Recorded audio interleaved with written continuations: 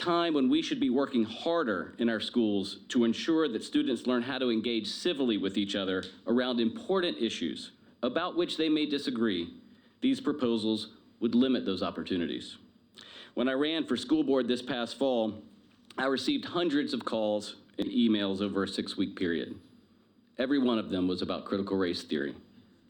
I had a conversation with almost every one of those folks.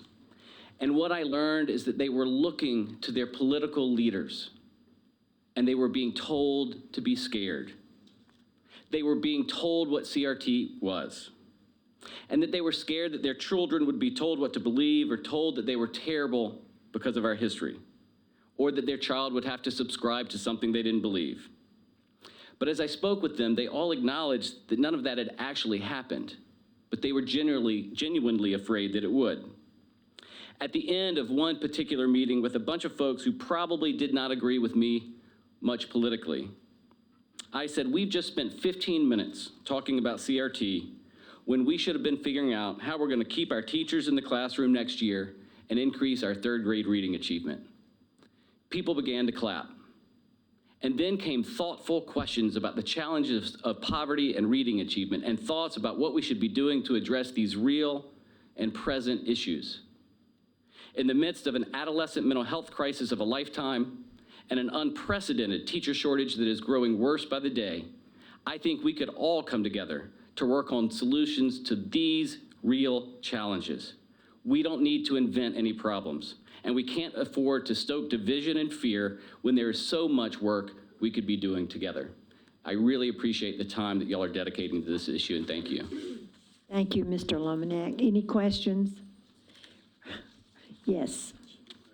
I just wanted to know do you think CRT, the term itself, is being a distractor from some of the other main core issues that we're trying to talk about? Because it seems like what we're doing is we're talking about the history and the genesis of CRT and what it actually is, and I think a lot of us are trying to address some other issues that may or may not be in the classroom as it's related to us by our constituents, and we're just kind of using that term, but it may be a distractor. Do you think it's a distractor?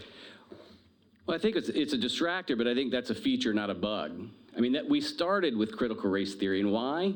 Because it was something that people didn't know about. And so we started just, as people have said, snowballing everybody's fears and anxieties under this thing that nobody knew about but had been told that they should fear, and so that now everything that falls within that umbrella is supposed to cause anxiety. So yeah, I think that's a problem, but I do think that that was how it started and that it was purposeful. So sure, we should not be telling students that they should feel bad because of the color of their skin. But is that really, a teacher's really doing that? And if they're doing that and we can't fire them or go to the principals or go to the superintendent, then we've got bigger problems than this legislation will ever address. I think now you're onto something, sir. Then let's let them address it that way. What I'm concerned about, and I know we've got some lawyers in here, when we were in law school, we're taught bad facts make bad laws, or bad cases. Well, they also make bad laws. And this is one of them. Or 5 of them. I think we could do better than this by our teachers and our students. So let's focus on the things that are going to make sure we actually have classrooms with teachers in them next year, because I'm afraid we will not.